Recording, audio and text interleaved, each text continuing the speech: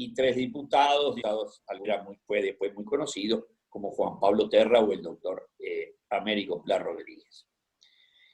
De modo que entro a la universidad, yo entro a la universidad en el 66 y tenía militancia demócrata cristiano, era la Facultad de Ingeniería, yo estudié Ingeniería primero, después me cambié de carrera. En el año 68, como me había decidido cambiar de carrera, entro a Facultad de Ciencias Económicas y ahí sí, digamos, sigo. Ese año fue un año bisagra, fue el año de las protestas estudiantiles, el año de la muerte de los estudiantes en la calle, liberarse Susana Pintos, Hugo de los Santos. Hugo de los Santos era de nuestra facultad. Y yo empiezo a tener, digamos, mi experiencia directa en la militancia universitaria, y en los años siguientes abandono el Partido Demócrata Cristiano y no me integro a ningún grupo, y sin embargo, en esos años hice experiencia en debates porque militaba por los temas estudiantiles y de la facultad, y en el caso, durante 2 años fui delegado de clase, así que tenía una cierta actuación. Ahí me empezó a interesar mucho leer más de filosofía política, y la verdad es que leía de todo un poco, pero mis ideas básicamente eran socialdemócratas, era lo único que se enseñaba, era casi lo único de lo que se hablaba. En política económica, digamos, si voy a ver y les mostrara las cosas que, teniendo yo 19 o 20 años, escribía para alguna publicación estudiantil, se le ponen los pelos de punta, pero bueno, es lo que uno creía por la formación que tenía y por lo que había aprendido en la facultad y que estaba en el debate. ¿Recuerda el nombre de alguno de los autores que leía en ese entonces? Bueno, a ver, sí, me acuerdo de todos, pero digamos, filosofía política.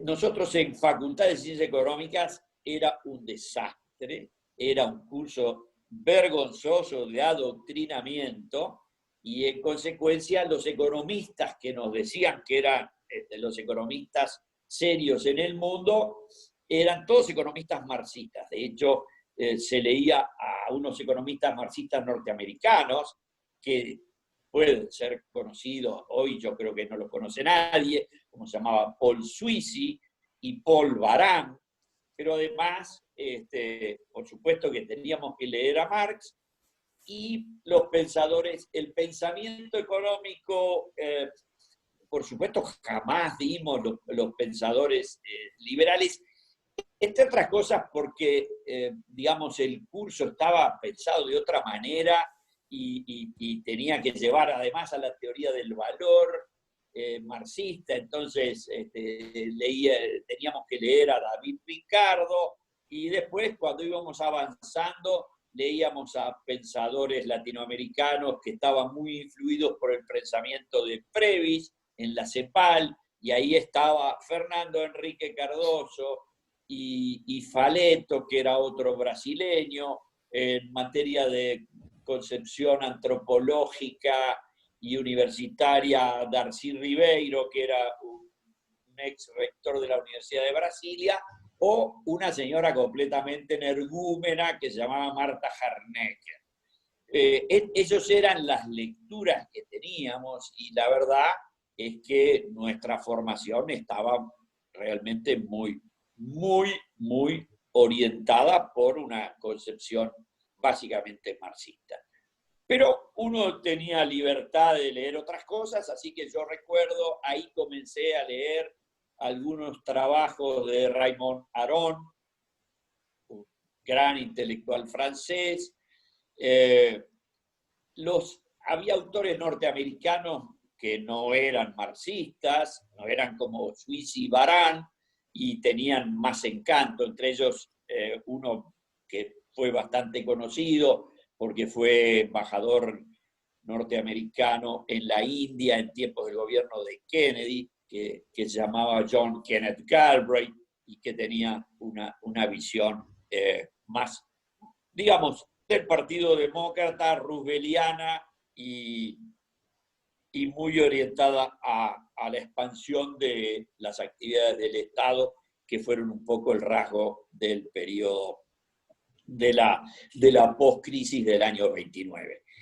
Después aparte de esos, de los profesores importantes norteamericanos, solo se leía en economía a Paul Samuelson, un gran profesor que tenía un curso muy ortodoxo de economía, y alguna referencia a Joseph Schumpeter, que por supuesto era de un extraordinario rigor, un pensador que, digamos, estaba en los Estados Unidos, pero que tenía su origen en el mundo de la economía austríaca. Jamás en la vida escuchamos nombrar ni a von Mises, ni a Hayek, ni a Menger, ni a ninguno de la escuela austríaca, y por supuesto, aunque ya empezaban a tener influencia importante en los Estados Unidos, jamás habíamos oído nombrar ni a ninguno de los profesores de la Universidad de Chicago, ni a Milton Friedman, ni a Gary Becker, ni a nadie. Era el mundo de los 60 en filosofía política en el Uruguay era el pensamiento socialdemócrata, pero en la universidad era el pensamiento marxista. Obviamente yo me recibí con esa formación y comencé mi vida profesional. Yo trabajé primero en una firma internacional, 4 años, como joven auditor recién recibido. Además hacía docencia en facultad en materias de matemáticas. Quiere decir que yo me metía relativamente poco con los temas filosóficos. ¿Quién nos cambió la cabeza o quién le cambió la cabeza a mucha gente en el Uruguay? Fue el doctor Ramón Díaz. El doctor Ramón Díaz, que era abogado y que tenía una extraordinaria formación filosófica, había comenzado en el final de la década del 80, en realidad por la mitad de la década del 80, a publicar una revista que al principio era cada 2-3 meses, después pasó a ser mensual, y a partir de septiembre del año 81 el doctor Ramón Díaz comenzó, digamos, con un equipo de periodistas de primera línea, entre los cuales estaba, por supuesto, su director Danilo Arbilla, estaba Daniel Gianelli, luego se incorporó Tomás Link y Claudio Paulillo, y muchísimos otros más que hicieron época en el periodismo nacional. Y Ramón tenía una formación absolutamente extraordinaria en materia filosófica y escribía como los dioses. Por lo tanto, como se dice ahora, nos dio vuelta la cabeza. Pero era un proceso en el cual la comunicación era que uno esperaba el miércoles para ir a leer Búsqueda, que además tenía toda la información mejor periodística del Uruguay, pero además tenía los editoriales de Ramón y unas columnas absolutamente extraordinarias en donde alternaba su visión sobre ortodoxia económica y liberalismo con su visión sobre ortodoxia política y el pensamiento liberal. Yo tuve la suerte, por razones profesionales, de conocer a Ramón. Y Ramón, digamos, era un libro abierto, a pesar de que si alguna vez hubieran escuchado una conferencia, no era un tipo que tuviera un discurso cautivante. En el mano a mano era extraordinario y además tenía una cultura vastísima. No solo sabía de filosofía, política, derecho, porque porque era abogado y economía, sino que además sabía de literatura, y música, cantaba muy bien, y alternaba el tango con la ópera, una persona absolutamente extraordinaria. Y algunas cosas que yo lo que debo reconocer es cosas que Ramón me dijo seguramente en el año 82 o en el año 81, o tal vez antes, porque yo ya lo conocí antes de que el semanario fuera, de que Búsqueda fuera semanario. Era: ¿alguna vez leíste a George Orwell? No, la verdad que nunca había leído. En el Uruguay nunca había leído ni sabía de su obra. Entonces me dijo: tenés que empezar por Rebelión en la Granja. Bueno, entonces fui a la librería y compré Rebelión en la Granja. No lo encontré ahora en mi biblioteca, pero Rebelión en la Granja es un librito de 100 páginas. Sí. Bueno, cuando uno se pone a leer Rebelión en la Granja, empieza, ya veo que alguno lo está buscando en su biblioteca. Maravilla. Sí, todavía lo tiene. Bueno, es algo absolutamente extraordinario y te revienta la cabeza leer, porque hay que conocer además la historia personal de Eric Blair, que es el nombre, digamos, el nombre de verdad de Orwell. Él se llamaba Eric Blair, era hijo de un oficial británico en la India. Es una historia fantástica. Por supuesto, tiene 25 libros, a cual más apasionante, pero en sus años mozos fue un hombre de izquierda y de hecho militó en lo que llamaron las Brigadas Internacionales en la Guerra Civil Española. Se alistó en una cosa que también se lo recomiendo de corazón, si una ocasión tienen. Yo lo conseguí hace poco, yo lo tenía en inglés en unas obras completas, pero lo conseguí con PDF en internet, que se llama Homenaje a Cataluña. Está en español, Homage to Catalonia. El relato es el proceso en el cual Orwell empieza a darse cuenta lo que era el comunismo, porque él era un anarquista, entonces tenía sus odios contra los comunistas, pero también tenía sus simpatías hacia los anarquistas, y la experiencia de esos años, del año 36, en la ciudad de Barcelona, que vale la pena leerlo, porque diría, cuando uno lee lo que cuenta Orwell, se da cuenta que el mundo loco que hoy es Barcelona ya tenía antecedentes en 1936. Hay una parte dedicada a lo que se llama Barcelona la Roja, y era unos 6 meses que en Barcelona se decretó el amor libre, la eliminación de la propiedad privada, todo. Por supuesto, fue un relajo que duró lo que dura una idea loca. Era una ciudad próspera, industriosa, donde había gente rica. Terminaron en un mes. Tiene unos cuentos Orwell maravillosos. Bueno, después de leer Rebelión en la Granja, en donde es una extraordinaria sátira de lo que es el poder en los países socialistas y comunistas, porque además era lo que él, Rebelión en la Granja desde el año 48, era la salida del aliado de los aliados, que era la Unión Soviética, y en donde, por supuesto, en ese mundo donde del señor que se le habían sublevado los animales de la granja, el dominio de los 3 chanchos, uno de los cuales, por supuesto, se llama Napoleón, muestra el desborde del país, de poder, que significa la concentración del poder en una casta, y lo absurdo y dañino que tiene un sistema comunista.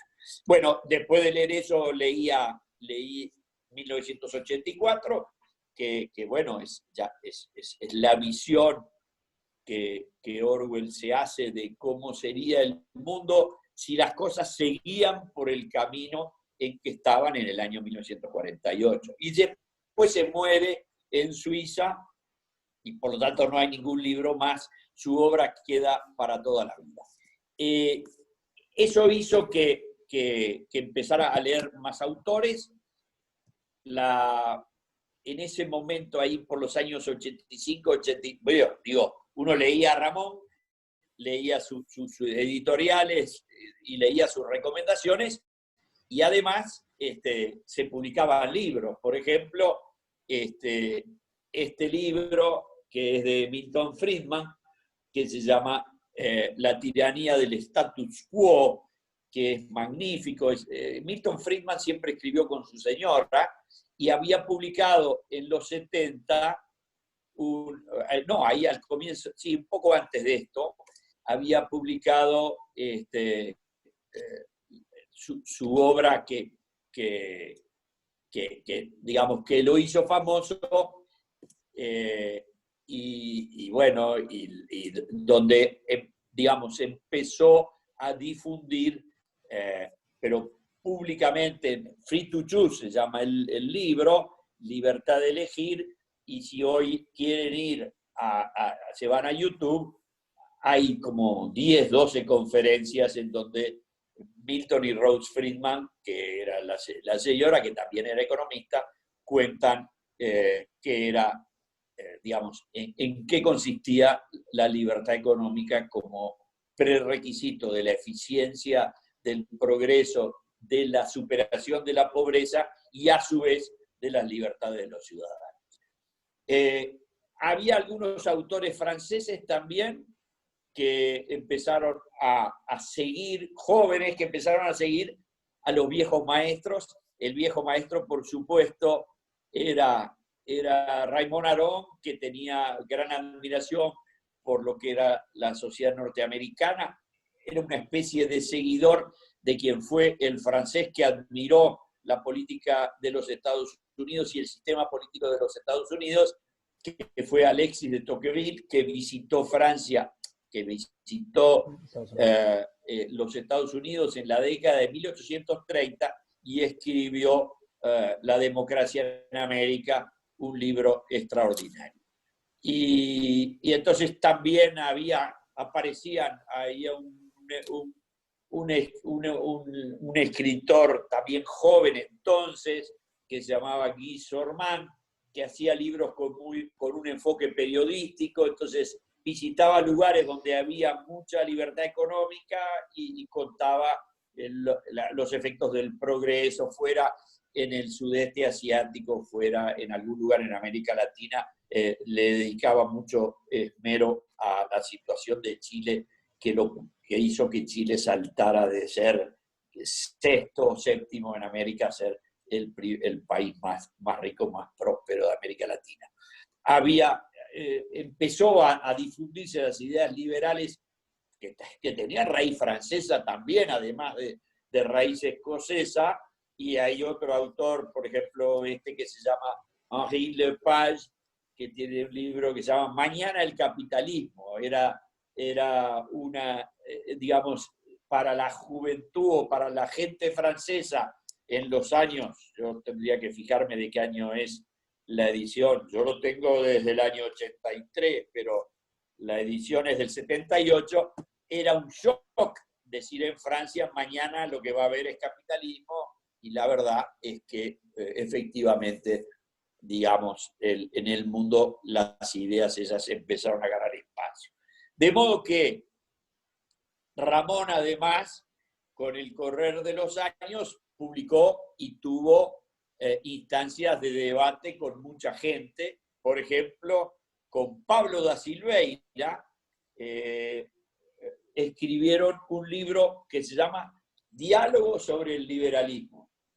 Y es interesante porque es un libro, digamos, enteramente de filosofía política, pero que es publicado en el 2001, cuando el actual ministro de Educación y Cultura era apenas un joven que recién llegaba de su doctorado de filosofía en en Inglaterra, y Ramón Díaz le daba la chance de escribir un libro a medias, hablando sobre el liberalismo.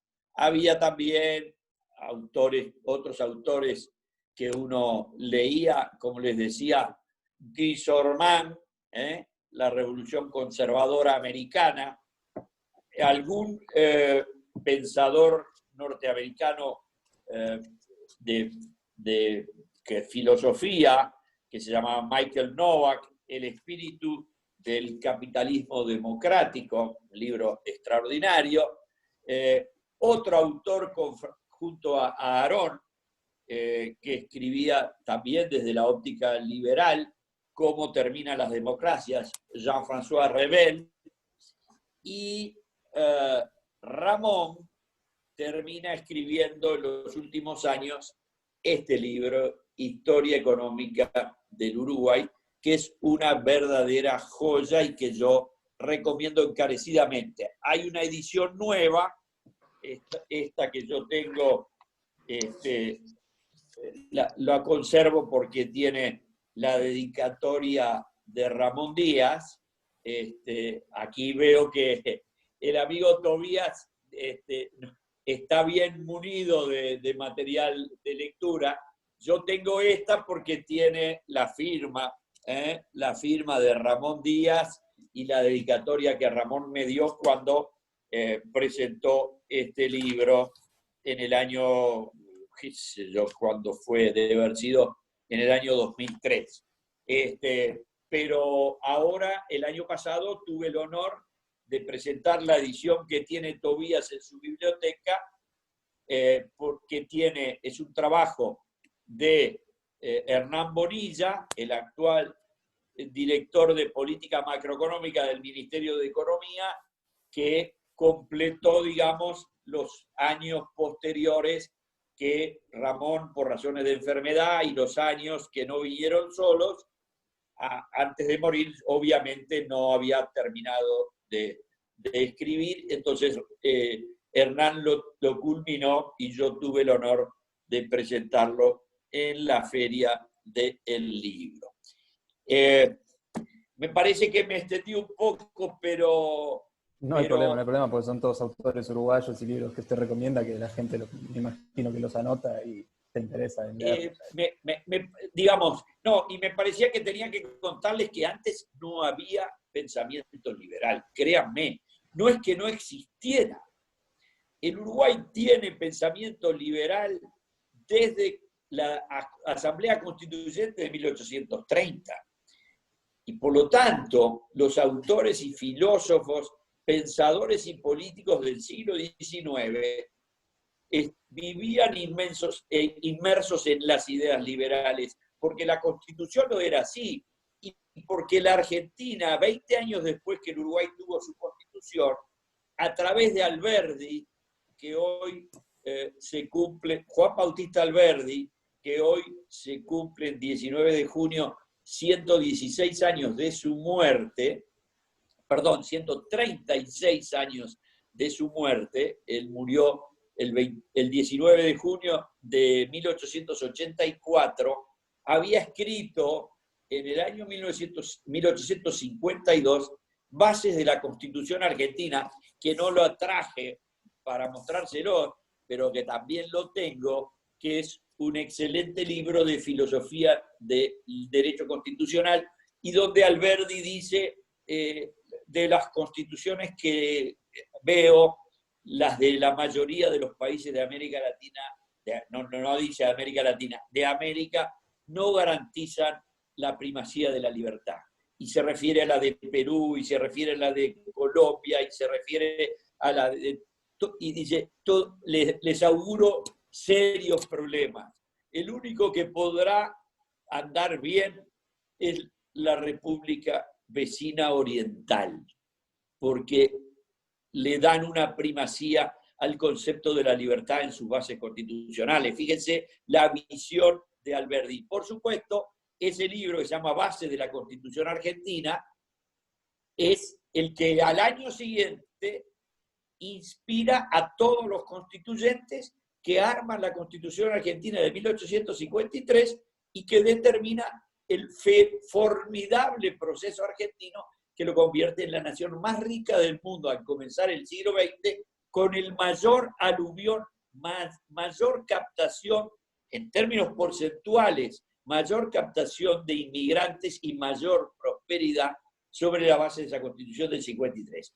A partir del año 30 la Argentina se descarrila completamente y a partir del 40 con el peronismo se destruye y no le veo solución alguna en el futuro. Mientras tanto, el Uruguay, a los tumbos y con algunos periodos en donde, digamos, a ver, don Pepe Valle era ortodoxo liberal en algunos aspectos económicos, entre otras cosas en lo que tenía que ver con lo monetario, pero algunas ideas de socialdemócratas europeas influyeron en la creación y expansión, por supuesto que esto es un viejo debate, de lo que no existía. Ustedes saben que la Constitución de 1830 no tenía un solo artículo referido a el dominio industrial y comercial del Estado. ¿Por qué? Porque no había dominio industrial y comercial del Estado, ni lo hubo nunca. ¿Ustedes creen que el puerto lo hizo la Administración Nacional de Puertos? No. ¿Ustedes creen que el palacio, no sé, los ferrocarriles eran de AFE, primero que hizo ferrocarriles, o que el agua corriente, o que la energía eléctrica o la iluminación en las calles lo ponía una empresa pública? Ninguna de esas cosas la puso ninguna empresa pública. La hicieron todas empresas privadas. El Solís, que es de 1860, ¿tá? Fíjense lo que es, era el mismo teatro que está hoy, cuando Montevideo tenía 45.000 habitantes y se hizo por una sociedad anónima que tenía casi 100 accionistas. Accionistas, una sociedad anónima, un grupo de señores, en esa época eran solo señores, que sacaban su guita y decían, tenemos que tener una sala para la ópera, el teatro y los conciertos. Y así se construyó con Teatro Solís, Sociedad Anónima. Los puentes, todas las cosas, más, los faros, el faro de Punta Carretas, el de Punta del Este y el de José Ignacio fueron construidos por empresas privadas. No lo hizo el Ministerio de Obras Públicas. Se concedían, ¿tá? Era por el viejo y querido sistema de la concesión. Si iba a ser un servicio a la comunidad, pues eso se le daba una concesión. De la misma manera que se autorizaron. ¿Saben? Hubo 4 compañías del ferrocarril antes de que el Estado uruguayo pusiera ninguna vía. Porque todos más o menos creen que era una sola compañía inglesa. No, había diversas. La primera es esa que da lugar, que era la Central Uruguay Railway Company. Después está lo de Peñarol, pero eso era el club de cricket de los que eran de la compañía del ferrocarril. Pero había un ferrocarril que, porque la línea inicial solamente era norte-sur y era, digamos, a lo largo de lo que ahora llamamos la Ruta 5, había una que desviaba para Paysandú y Salto, ¿tá? Y eso era Midland. ¿Qué quiere decir Midland? Era el ferrocarril de la mitad del Uruguay. Y en todos los casos, ¿tá? Había una compañía que iba, y una compañía iba para el este, y otra compañía iba hasta Melo. Es decir, todas las cosas, ustedes saben, en la Plaza Constitución hay una fuente muy bonita que homenajea a los constituyentes y tiene una serie de, si alguna vez se hayan fijado, tiene alguna simbología que tiene que ver con la masonería, y después está el nombre de los 3 señores que le regalaron a la plaza principal de la ciudad una fuente para que tirara el agua corriente que ellos embalsaron, condujeron, bombearon y proveyeron a las casas a través del sistema de agua corriente, que eran los señores Finn, Lezica y ahora no me sale el tercero, 2 de los cuales además eran argentinos. Entonces, había compañías de todas las cosas y el Uruguay no tenía ninguna empresa pública. Todo lo daba el mercado. ¿Cómo? Todo lo otorgaba el mercado.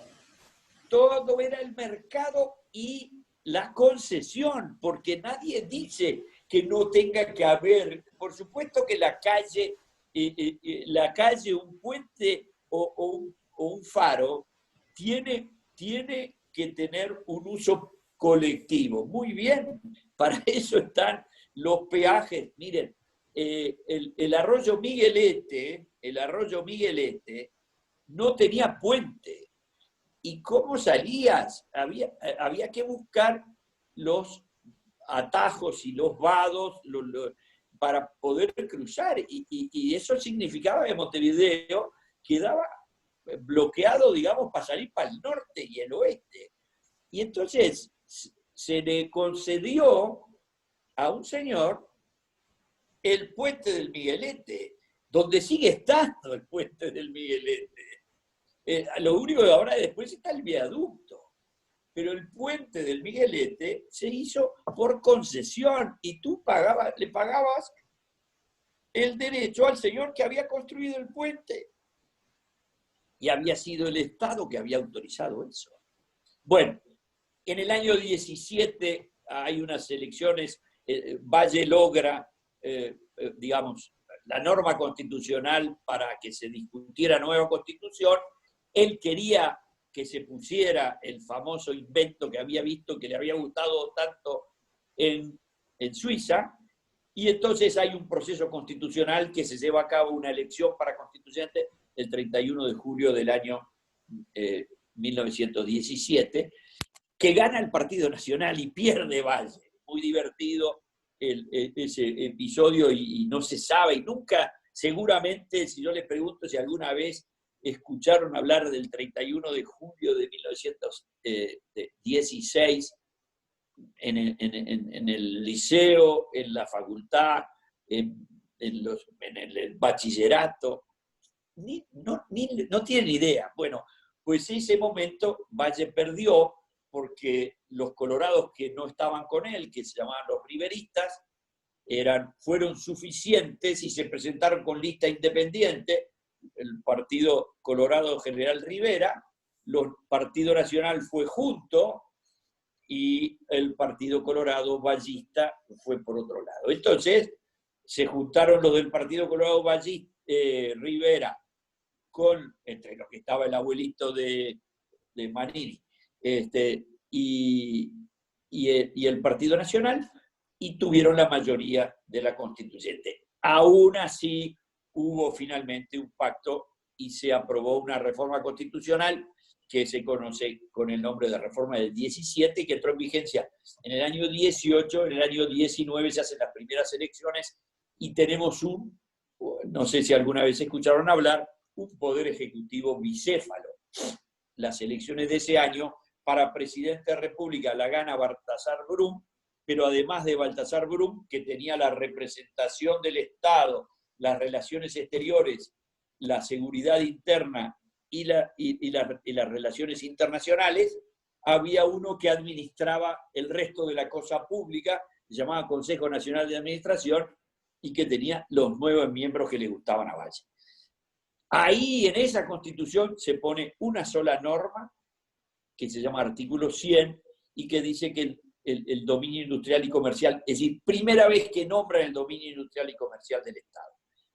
En la década del 30, después del golpe de Terra, y en donde en el mundo los sistemas políticos habían ido francamente hacia el socialismo, porque estaba la Revolución Soviética en plena efervescencia con Stalin matando de a millones para imponer por la fuerza la adhesión de los pobres rusos al sistema, especialmente de la producción agrícola, a prepo, y todo a prepo, en Italia y en Alemania estaba el partido nazi y el partido, el que había sido el partido de Mussolini, que había sido presidente del Partido Socialista Italiano. Entonces las ideas en los Estados Unidos, a raíz de la crisis del 29, había ganado las elecciones Franklin Delano Roosevelt y había incorporado algunas nociones de participación del Estado en la economía, y en consecuencia Uruguay hace una constitución del 34 que deroga el Consejo Nacional, el bicéfalo, pero que amplía la concepción, porque ahí ya, digamos, había, aun cuando Terra y Herrera no eran ballistas, ya había ganado la cabeza de los uruguayos esa idea que el Estado es la madre, porque yo lo digo siempre, los uruguayos no tienen con el Estado una relación de paternalismo, sino una relación de devoción maternal. Y entonces a la vieja no me la toquen, y así es que hemos tenido que padecer derrotas en plebiscitos.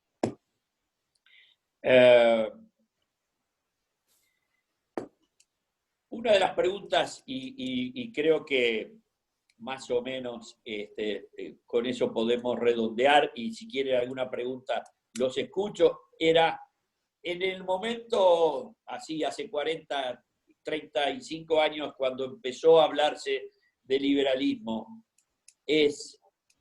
¿había más gente involucrada que ahora? No, créanme, los liberales que somos ahora somos multitud al lado de los liberales que había en la década del 70 y el 80, y aún hasta los 90, donde lo que se dio fue una coyuntura favorable que le permitió al doctor Lacalle Padre ganar las elecciones y tener una disputa con el más liberal de todos los ballistas, que era Jorge. O sea, la coyuntura del año 90, las elecciones del 89, fueron una especie de confluencia en donde lo que había era figuras políticas de gran arrastre que ganaron sus respectivas, digamos, internas. En aquella época no era con internas, era a través del proceso de la votación dentro de la ley de lemas,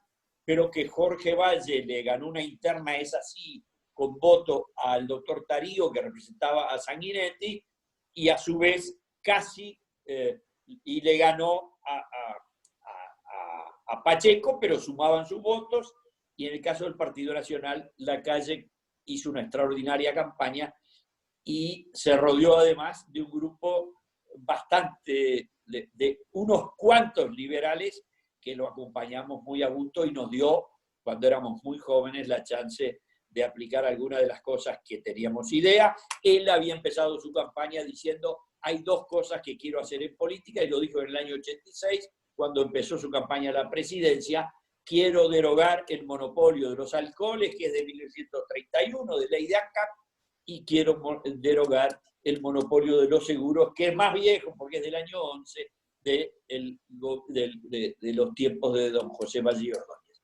Y esas dos fueron el disparador para que el doctor Lacalle pudiera juntar alrededor suyo una cantidad bastante apreciable de gente joven. Él era joven también, tenía 48 años, pero otros que teníamos en el entorno de 40 y otros menos, lo acompañáramos en un gobierno que fue el que empezó todas las reformas que han hecho prosperar al Uruguay en los últimos años. Las otras preguntas es sobre si si el pensamiento liberal es muy elitista, en absoluto. El pensamiento liberal es eminentemente racional y nuestra creencia en la fuerza de la defensa de la libertad es enteramente racional y de debate. No tiene ningún liberal le impone una cosa al otro, porque la filosofía que está atrás es hacer tu destino como a ti te parezca. En consecuencia, nada de elitista. El rumbo, bueno, el rumbo es una cosa más complicada, pero digamos, hoy por hoy tenemos un gobierno, por supuesto, 5 veces más liberal que ninguno de los 3 gobiernos anteriores, e inclusive que el de Jorge, que si bien él tenía una inspiración liberal genuina, tenía dificultades para sacar las cosas, inclusive dentro de su propio partido. Y en consecuencia, me parece que estamos en un momento auspicioso, en donde además la buena suerte está acompañando al gobierno, además de estar haciendo las cosas bien. Quedo abierto para preguntas, dudas, inquietudes, comentarios o lo que les parezca.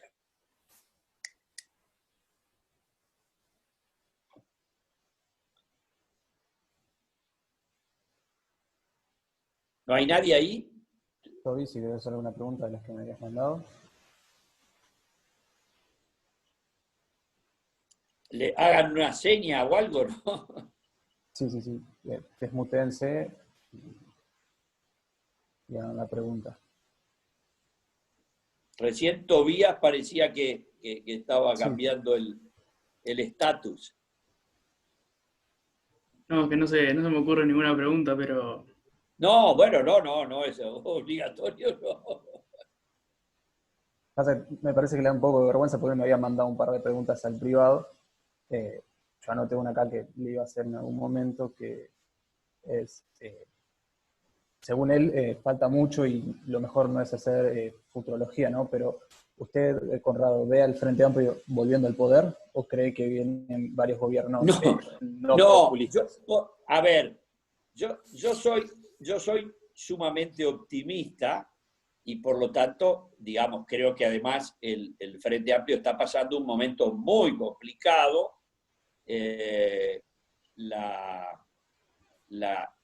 Digamos, está efectivamente en el recambio, hay una cantidad de nuevas figuras.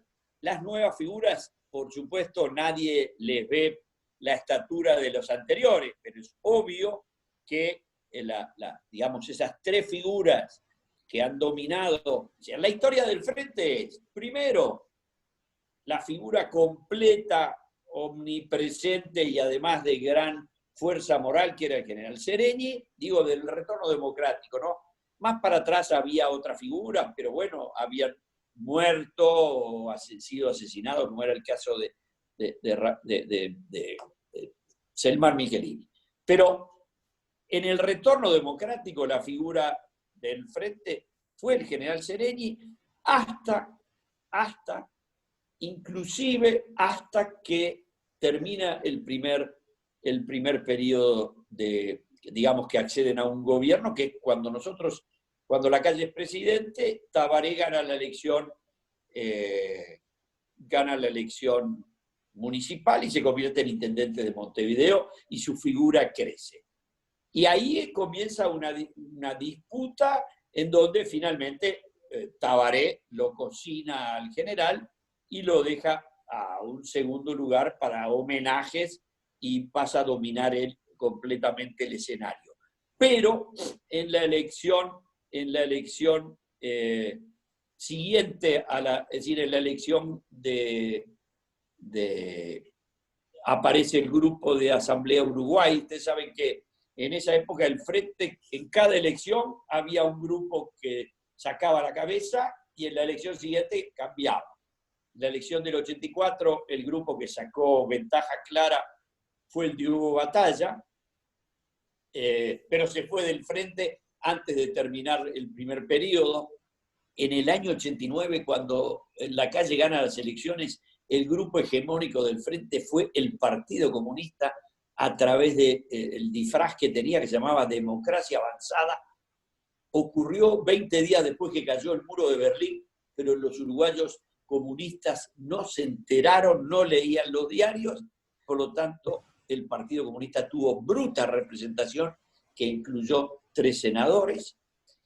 En la elección, eso fue la elección del 89, la elección del 94, cuando se da el triple empate entre los partidos, primero Partido Colorado, segundo Partido Nacional, tercero, pero los 3 con 30 puntos, 31, 32, 30.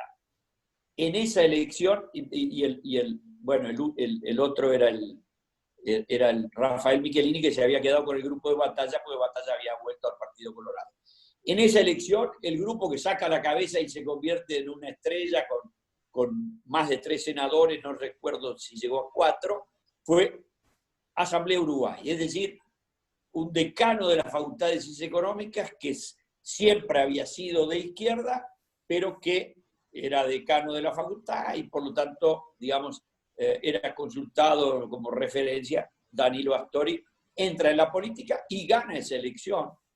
Y en la elección siguiente gana el Partido Socialista. Ahora, en el momento en que los tupamaros empiezan a participar en política, cosa que hace 10 años después del retorno democrático, a partir del año 94, primero lo hacen a través de figuras que no son ellos mismos directamente, como era el caso de un famoso profesor de Derecho Laboral que era Buenir Sartú, Elio Sartú, Buenir es su hijo. Entonces, a través de esas figuras crece la izquierda y termina entrando a la Cámara de Diputados Pepe Mujica y después al Senado el ñato Fernández Huidobro y después todos. Y después que sube el grupo que se constituye con el nombre de MPP, se terminaron las hegemonías en el Frente y toda la hegemonía se consolidó en el MPP, que no lo desplazaron más y sigue siendo la fuerza hegemónica hasta hoy.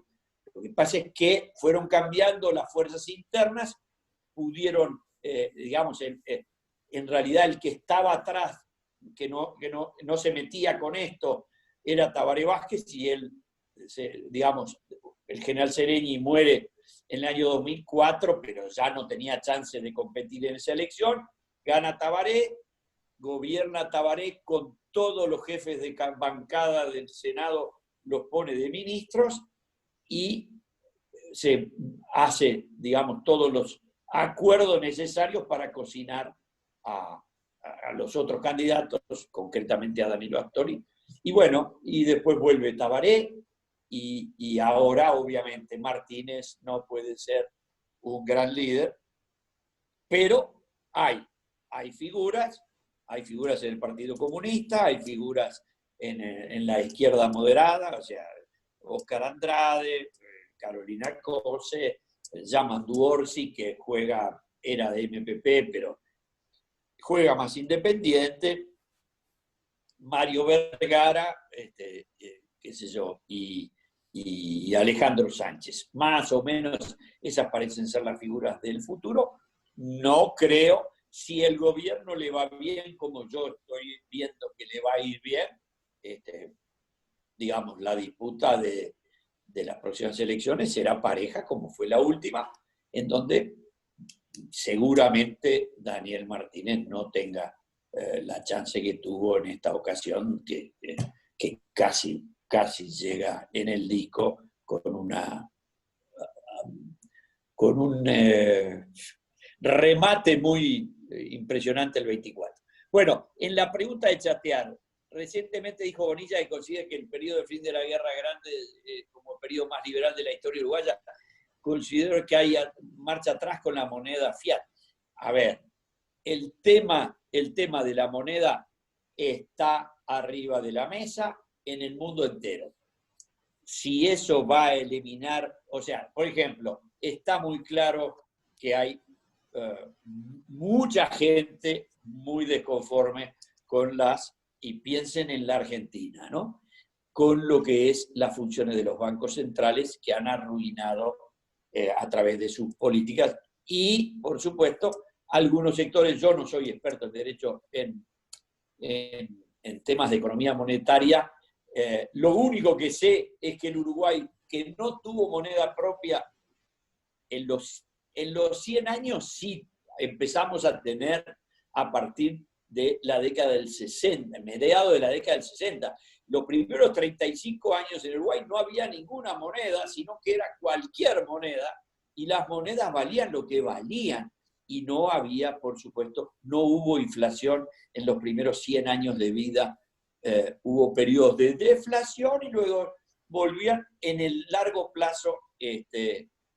La verdad es que el tema monetario va a dar lugar a debates ideológicos. No creo que volvamos al patrón oro, pero es interesante tener en cuenta el Bitcoin y todas las cosas. El tema de los cursistas y los oristas, bueno, eso ya realmente es un tema para disquisiciones teóricas en materia de política monetaria, que es completamente para economistas. Yo aclaro siempre, soy contador, practiqué, soy jubilado hace 6 años, practiqué un viejo arte que inventó un extraordinario matemático florentino que se llamaba el fraile Luca Paciolo, que además, es bueno saberlo, fue el profesor y consejero matemático de Leonardo da Vinci. Este señor inventó una cosa que la usamos todavía hoy, 6 siglos después, 5 siglos y medio, y que se llama la partida doble. Ese arte es el que yo conozco. La economía era, digamos, tan interesante para nosotros como el derecho. A mí me gusta más el derecho que la economía y no debato en temas económicos. Bien. La pregunta, ¿qué opino sobre si Cabildo Abierto puede poner en jaque las ideas liberales de la coalición? No, a ver si me entienden esto. No, a ver, esto es un análisis estrictamente político. La única manera de los partidos no marxistas, que son todo lo demás que no es el Frente Amplismo, porque ya el Frente Amplismo no marxista es una ficción, no existe. Son todos marxistas. Lo que hay es más comunistas, menos comunistas. Los socialistas, que ahora son todos comunistas, los MPPistas, que son todos fidelistas. Entonces unos dicen que vieron esas cosas muy pintorescas que tienen, ¿no? Entonces, ¿qué es lo que yo sostengo? Que esto que fue la coalición multicolor, en realidad era lo que los uruguayos querían para que cambiara el gobierno en Uruguay, que se pusieran de acuerdo. Y eso lo vio muy claramente Luis Lacalle Pou y lo comenzó a abordar y a tejer a partir del año 2016, 2017, con reuniones y siempre parando rodeos y nunca chocando y nunca generando rechazos. El general Manini emergió en la política a mediados del año pasado y se convirtió en un fenómeno que le dio el peso y la fuerza para ser un actor muy importante en la coalición. Por lo tanto, hubo que sentarse con él y no decir, qué bueno, cómo me gusta los aportes tan liberales del movimiento de Cabildo Abierto, pero obviamente la mayoría de las cosas que piensan, no necesariamente en materia económica, pero sí en todas las otras demás temas de la convivencia en el país, tenemos mucha más coincidencia que divergencias. Por lo tanto, poner en jaque, no, entre otras cosas, porque tienen un discurso, en el fondo, algo antiguo y muy de gente que no es su tema, no le dedicaron, no hay, perdón, hay un solo economista y es bastante ortodoxo que ahora pasó a integrar, creo que el directorio del Banco República, que es un profesor de la facultad, que era compañero mío de facultad, que se llama Enrique Sergio Pérez Bosch. Él tiene un posgrado, es un hombre sensato, prudente y, por supuesto, en materia económica muy razonablemente ortodoxo. No es un liberal, y en el Uruguay los liberales, les reitero, somos hoy una pila, pero una pila en una minoría enorme, en un país que, entre otras cosas, por lo menos dos de los partidos, el Frente y el Partido Colorado, reverencian y sueñan con nostalgia de los periodos en que había gobierno ballista. Díganme, si damos por terminado aquí, les agradezco mucho la atención y nos veremos en alguna otra ocasión. Le agradezco enormemente por su tiempo, profesor Hughes. Le agradezco a toda la gente que se quedó hasta el final. Bueno, espero encontrarnos en una nueva ocasión en algún momento. Perfecto. Una precisión. Con mucho respeto, Franco me denomina profesor Hughes. Yo fui profesor durante los primeros, entre los 20 y los 40 años. Fui profesor de enseñanza secundaria y preparatorios de matemáticas y fui profesor en facultad y llegué hasta el grado 3, o sea, profesor adjunto en materias de matemática, de métodos cuantitativos aplicados a la empresa, en Facultad de Ciencias Económicas y en la Facultad de Ingeniería, donde tuve de alumno a Daniel Martín. Pero dejé la vida como docente hace ya 30 años y en consecuencia en ningún caso me hago denominar así. Como la profesión también la abandoné por la jubilación, yo simplemente soy Conrado Hughes o Connie Hughes, porque mucha gente me conoce por mi sobrenombre, que opino y soy, la única cosa que me autoidentifico es que soy liberal, soy hincha de Fénix, por ejemplo, y no me peleo por eso.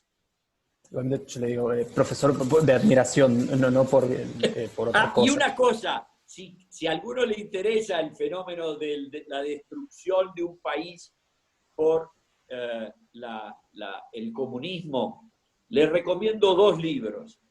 Uno se llama Nuestros años verde olivo y es este. El autor se llama Roberto Ampuero, es el embajador actualmente, es el embajador de Chile en España, fue ministro de Cultura y fue canciller del gobierno de Piñera, pero en sus años mozos fue militante del Partido Comunista, vivió en la Alemania comunista, estudió letras allí, es un gran novelista, se casó con una cubana y vivió en Cuba hasta que logró escaparse de todo el aparato represivo y volver a Chile y luego a los Estados Unidos. Este libro es absolutamente apasionante y se llama Nuestros años verde olivo. Y si después que leyó ese, sepan que hay dos libros más fantásticos de Ampuero, además de las novelas que son excelentes. Uno se llama Diálogo de Conversos y lo hace con otro, guerrillero chileno que fue a vivir a Suecia y por supuesto volvió y ahora es liberal como Ampuero, que se llama Mauricio Rojas. Ese libro se llama Diálogo de Conversos. Y Ampuero tiene un libro que publicó cuando los 25 años de la caída del muro de Berlín, que se llama Detrás del muro, que es una verdadera joya para entender lo que es el sistema de oprobio sobre la vida de la gente que genera el comunismo. Pero si les queda igual alguna duda, esto es Patricio Fernández, un gran periodista chileno de izquierda, que publica una era el dueño y creador de una fantástica revista satírica que se llama The Clinic, y que Patricio es amigo mío y muy amigo de Cuba, pero en los últimos años, por supuesto, hizo un proceso de evolución crítica y escribió esto que se llama Cuba, viaje al fin de la revolución, vale la pena leerlo también. Muchas gracias por la atención y a las órdenes. Gracias, señor Hughes. Gracias a todos por su tiempo.